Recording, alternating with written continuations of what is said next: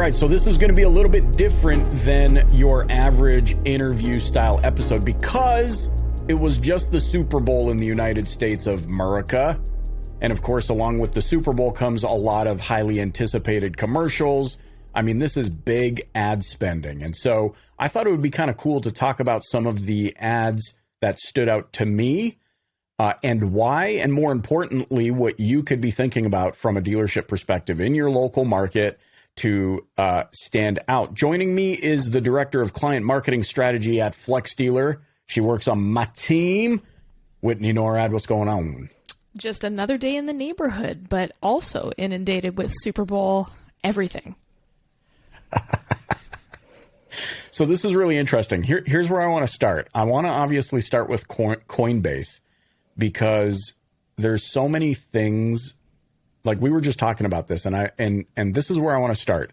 Coinbase basically puts on a masterclass of what advertising can be, and I want to just speak through some of the things that stood out to me, and I want to get your take. So if you missed it, here's what you can anticipate during the Super Bowl: cinematic, funny, zany, cheesy humor, right? A lot of things were born during Super Bowl ads like Geico's Cavemen and things. And we remember those. And we remember the brand affiliation. And so you expect a lot of that. Movie previews, maybe different cuts of a movie preview that's coming up. Just building a lot of anticipation. All of that to say, advertisers spend gazillions of dollars on these ads. And we've come to, as the audience, expect a certain flavor. Well, we're watching the Super Bowl because my son is big into sports and I don't know where, well, he gets that from my wife's side of the family. But so we're watching the Super Bowl. It's really an excuse for me to eat junk food without feeling judged. And out of nowhere, the screen goes dark and a QR code with the song. And I think I found the song. It's by Yon World. And I don't know how to describe this type of song, but it's from an album called Mr. Bitcoin. And it's just the coin, or it's a QR code bouncing on the screen like the old DVD logo from back in the day. And immediately, what happens? I get curious. I'm like, a QR code? What? Then my wife gets curious, and then we start talking about how there's a QR code to music, and it's every time it bounces off the side of the screen, it changes colors. So what does my wife do? She gets up, she starts following around the QR code to scan it, and that's when we realize it's Coinbase. Well, here's what's brilliant about this. I want to draw some things. First, it stood out amidst a sea of what we anticipated. Everything was the same. Everything's funny, and I love them. And, there's some feel goods, but you expect that. What you don't expect is a black screen with a QR code and some, cool music bouncing around your screen. So it immediately piques it immediately stands out. It immediately piques your curiosity. It immediately moves you to action. There's an activity involved all of a sudden. And then, because it's a QR code on traditional medium, there's an immediate attribution in this mixed media model from quote unquote traditional format to digital format. And what happens on the back end of this? Coinbase goes from like 180 something in the App Store to number 2, and it crashes their app. And so what stands out to me is just all of these factors combined. Here we are days later, I'm still talking about it, but more importantly, I'm still remembering how I felt in the exact moment that I consumed such a simple thing. And so now, I guess with that premise, I guess what I want to say is think about this in terms of dealership marketing, right? So for those of you listening, think about what your advertising looks like. Think about how we spend most of our money advertising the thing that my 8-year-old daughter knows that you do already. And think about how you spend money telling people you're different, but saying it to them the same way that everybody else says it. And perhaps maybe there are things we could be doing to strip away the clutter and stand apart from the pack and do it in very clever. So I wouldn't be surprised, seriously, I wouldn't be surprised if they paid some dude on Fiverr like $15 to be like, you know, they found a gig on Fiverr that was like, I will take your QR code and animate it like the old DVD logo. And they were like, hey, yeah, why not? So, Whit, what are your thoughts about the Coinbase commercial? What stood out to you? What lessons, if any, did you glean from that? The first thing that immediately stuck out is there was one thing they missed. And I don't know if everybody who listens may or may not be familiar with The Office, but there was a whole episode where they chased the DVD thing around the TV as it bounced. That would have been a really cool tie-in, especially where we had the Sopranos tie-in, which I didn't think was very impressive. So that happened. But outside of that, everybody's going, oh, this is super trackable. This is something where, yeah, there's an immediate effect. We track it, they land, we have it. They've done the thing, they've landed on the landing page. I think what's more beautiful and more of a lesson is that there's actually a huge intangible piece of this. We're having this conversation. How many organic searches did they get? They're trending on Twitter. All of these things, there's a metric associated with them, but you can't track the word of mouth. And I think that's almost the more important lesson, is that they've generated all this hype and all this buzz, and now they're going to be in the consideration set of apps that people may or may not use when dealing with crypto, but they're there and they might not have been before. Can they track that? Can they assign a $1 dollar value to that? Nope. Yeah. Just goes to show the importance of understanding mixed media modeling, and what we mean by that in its, in just a very basic form is tracking effectively the customer journey across various channels, and not relating everything to just a one-to-one. Oh, I ran an ad on Facebook. How come I didn't get any leads? They're considering everything you just said, the intangibles, like the fact that we're talking about it pretty much. I'm sure this week, I would be shocked if majority of marketing podcasts are not talking about the Super Bowl commercials, and that one in particular. And this is something that is so doable when you decide that you're going to try something different. It could have been a big flop, but it just had so many elements that they knew it had to have been a banger. Just there were so many elements they touched on to make it a banger. I think that's probably the language that they used as well. They were in a cutting room and they were like, we are making a banger for sure. And it reminds me of Lululemon did a Spotify placement maybe 5 years ago. And if you think about a Spotify ad placement, it is an audio ad where, oh, you're hearing audio. They did, I think it was a 30-second spot. They had no sound or cricket shuffling sound, just white noise for a solid 20 seconds. And they said, hey, there's the moment of peace that you needed, or something like that. That's why you should choose Lululemon. Mm-hmm. And then had another 5 seconds of silence. So they took exactly the expectation and turned it on its head. And I'm still here remembering it and talking about it 5-6 years later. So it's almost... I love it. It's so simple. Too. Like, think about how many people just 2 years ago are like, QR codes, man, what? This effectively has proven, not only are they understanding the landscape of what's going on in the world, but this proves that tech that we think is dead can make a crazy... This is like Milli Vanilli taking a second crack at an actual album and having it work after everyone said, no, that career is dead. Well, it's timely, too, because there was a period, and maybe I'm skewed because I worked in mobility a half-life ago when QR codes existed, but it was clunky. You needed to get a separate app, or you didn't even have a phone that had apps, and then you had to go into that app and then hover. Now it's, you pointed your iPhone at it, it's done. It knows what to do with it. So I think the barrier to entry is lower to this almost antiquated technology than it was. So it's sort of come full circle where it was exciting and sexy, but not useful.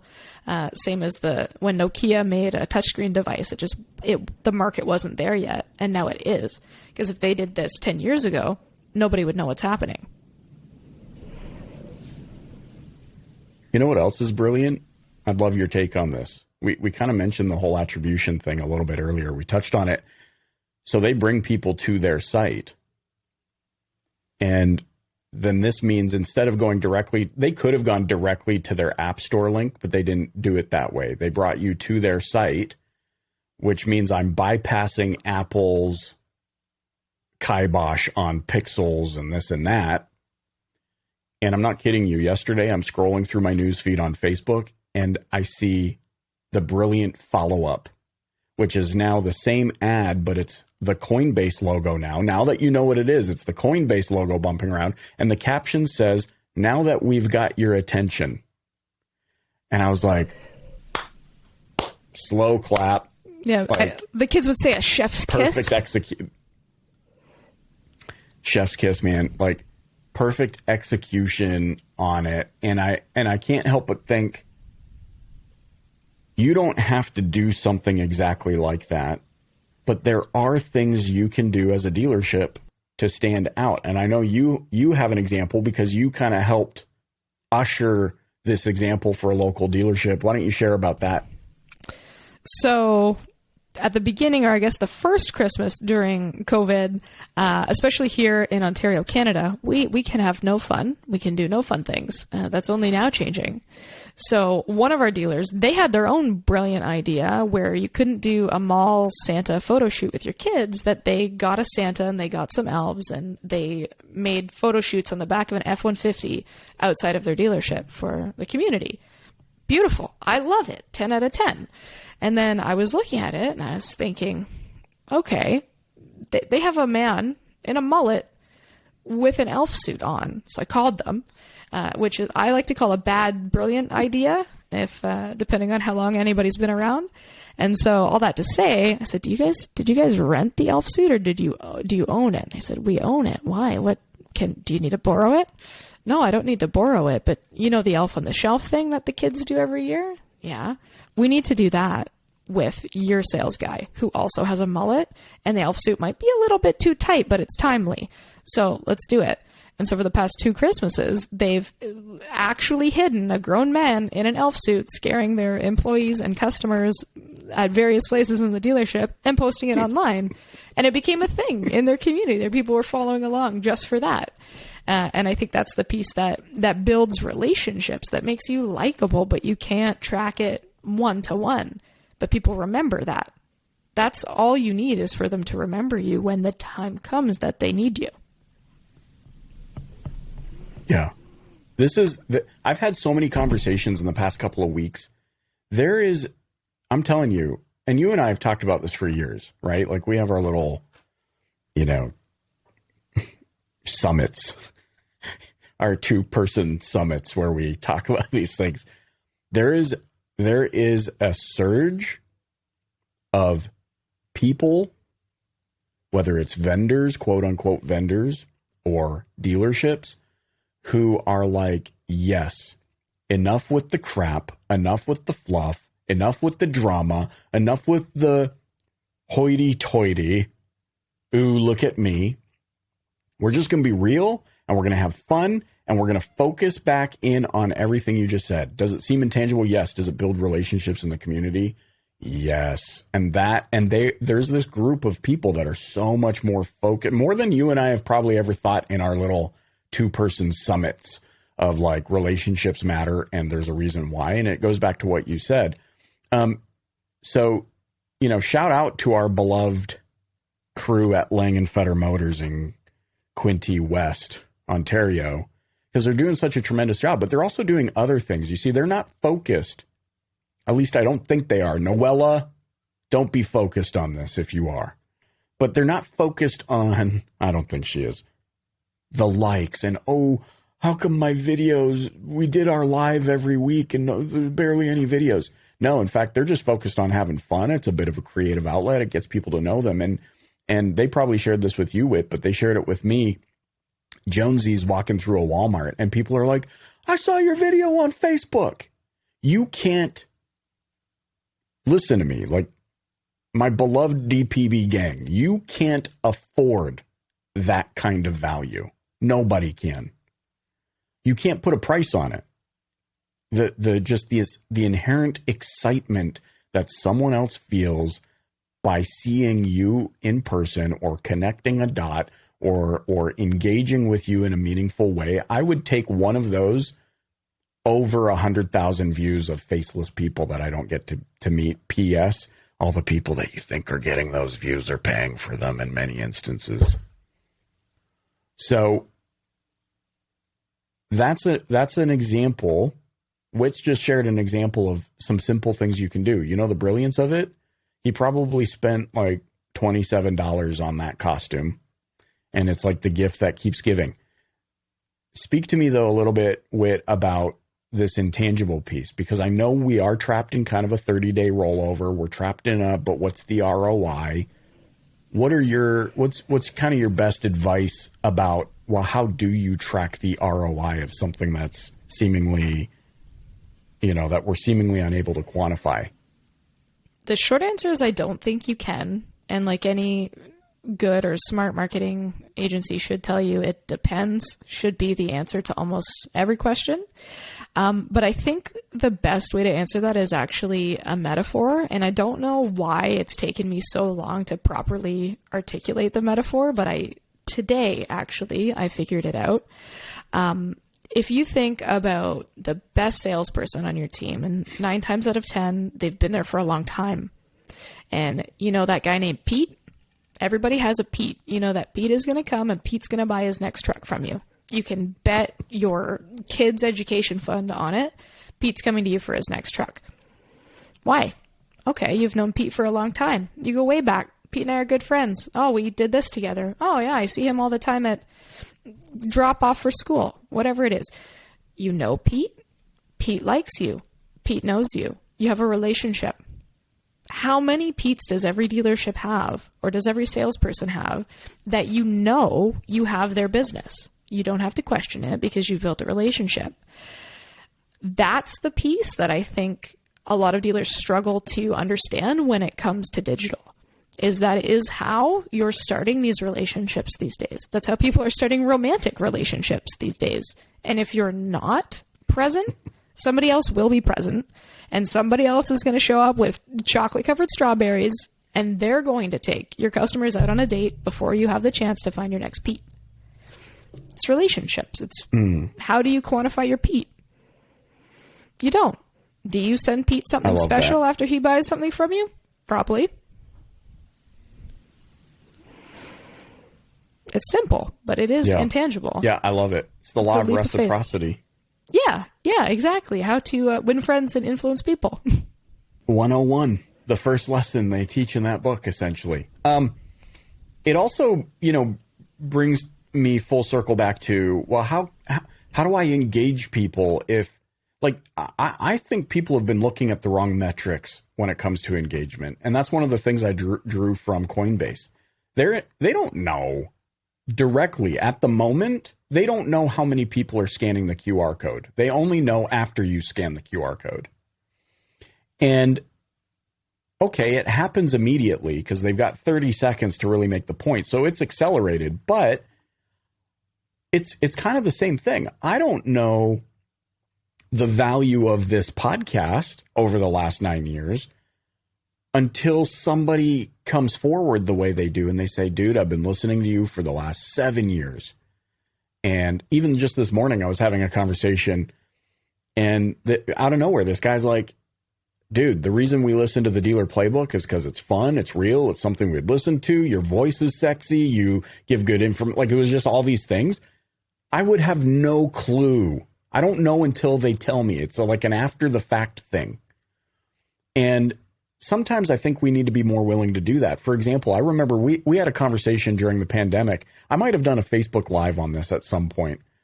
And I'm like, there's value of, if you play an instrument, there is value in you as the dealer principal or GM or salesperson going live and playing your instrument for no other reason than other, just like what you said, to get to know Pete. There's value in being like, look at this picture I drew.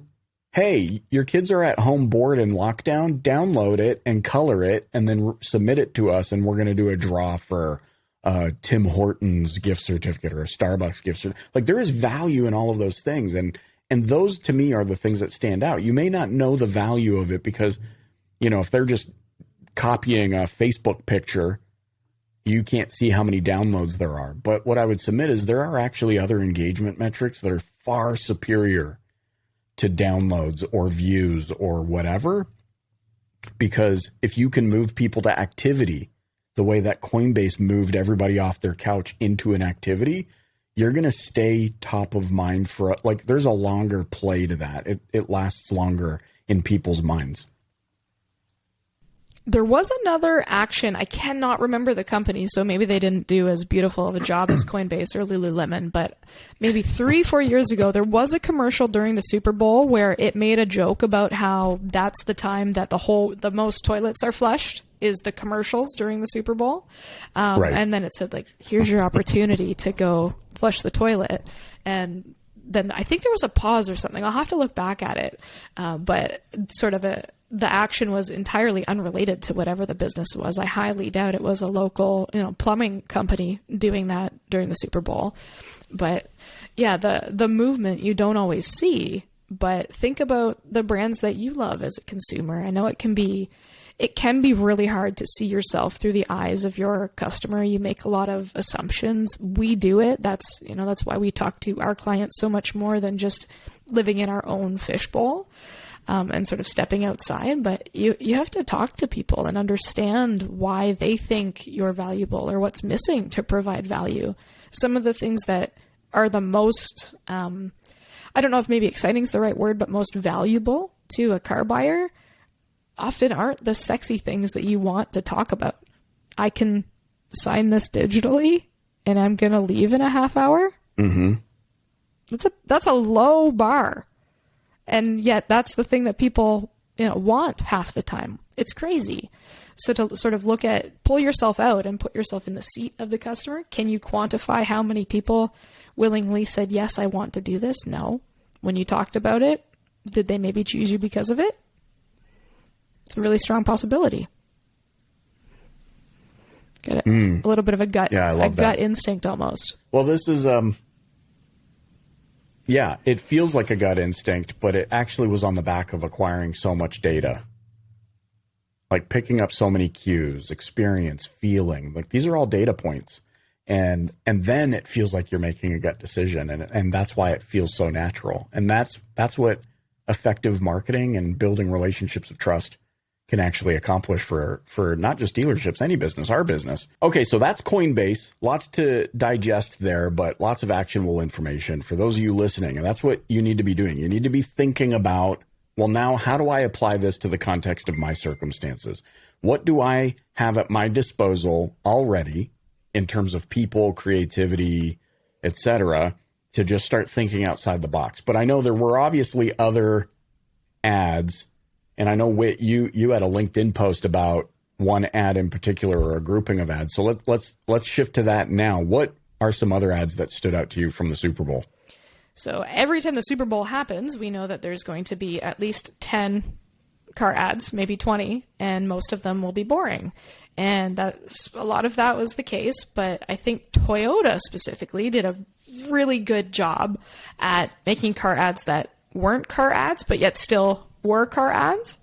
I think they were a series of 3, or there were 3 that I saw, and they were sort of focused around achieving the impossible, sort of that inspirational message of conquering. And Toyota wasn't mentioned in one of them. I think there was a car in one of them, and it had nothing to do with the ad. It was just background noise. Toyota showed up with the logo and a statement at the end of a 30-second spot. All 3 spots were basically, one was about 2 brothers. One of them had a degenerative eye disease and he went blind.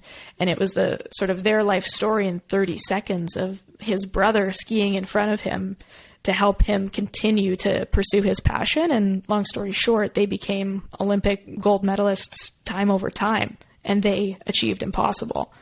And the statement from Toyota was essentially like, we support this. This is what we're about.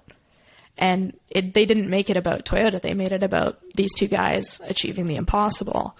And one of the second ones was it started with a phone call from, I think, an adoption agency and a mother. And they said, oh, there's a little girl ready to be adopted, but she has, I think she was missing both legs or one leg. And the woman said, it'll be hard, but it'll be worth it.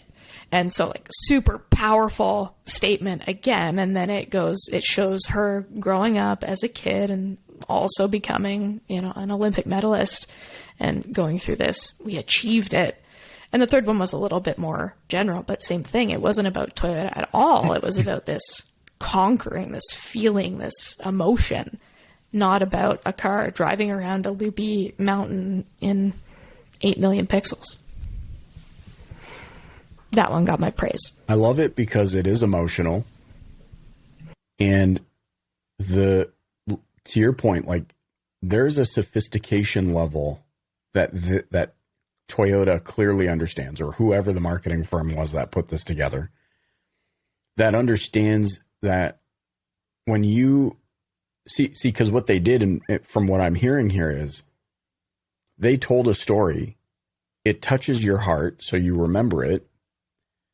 And instead of them being like, and that's how Toyota helps the tagline of like, we support this or whatever, their Toyota is showing that they can breach ego and pride and latch onto somebody else's greatness to validate their values.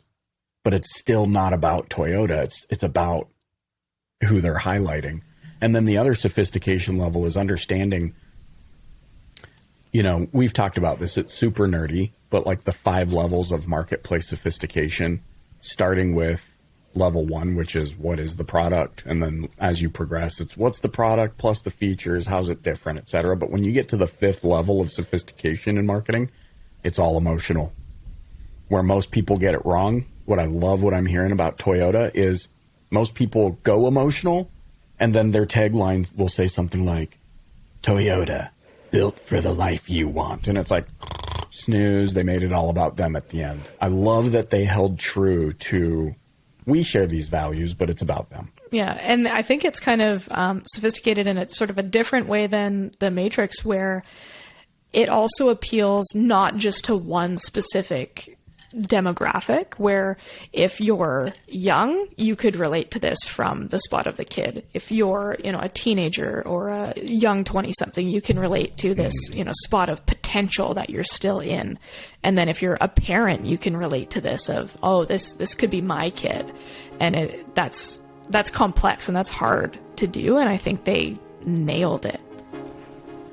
This is a fun conversation. Thank you for joining me, Whit Norad, Director of Client Strategy at flexdealer.com. How can those listening get in touch with you? I am at Whit Norad across every single platform ever. Simple. Thanks for having me. Lucky. There's a whole other story about you're so lucky. Your domain and presence. You know how many years it took me to realize that Michael A. Cirillo on Twitter looks like Michaela Cirillo? One of those things. Anyways.